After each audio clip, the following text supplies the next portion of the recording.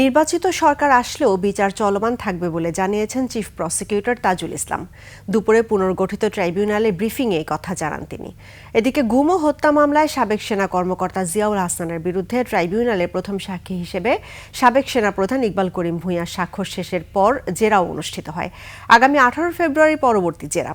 Tribunal 1-এর chairman বিচারপতি গোলাম মর্তুজা মজুমদারের নেতৃত্বাধীন বিচারিক প্যানেলে এই সাক্ষ্য গ্রহণ হয়। র্যাব ও ডিজিএফআই বিলুপ্ত চেয়ে স্বাক্ষর শেষ করেন সাবেক সেনাপ্রধান ইকবাল করিম ভূঁইয়া। গৌরব ও সম্মানের আড়ালে সেনাবাহিনীর যেসব কর্মকর্তারা অপকর্ম করেছে তারা যেন পার পেয়ে না যায়, সেজন্যই এই সাক্ষ্য দেয়া বলে আদালতকে জানান ইকবাল করিম ভূঁইয়া।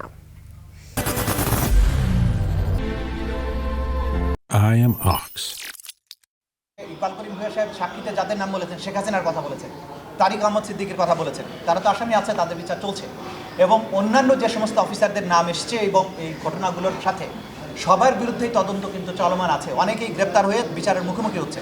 সুতরাং যাদের বিরুদ্ধে অপরাধের সম্পৃক্ততা আছে, প্রমাণ আছে, তাদের প্রত্যেকেই বিচারের মুখোমুখি করা হবে। রাজনৈতিক সরকার এসেও এই বিচার চলমান থাকবে, কারণ এই অপরাধ বাংলাদেশের জনগণের উপরে সংগঠিত হয়েছে।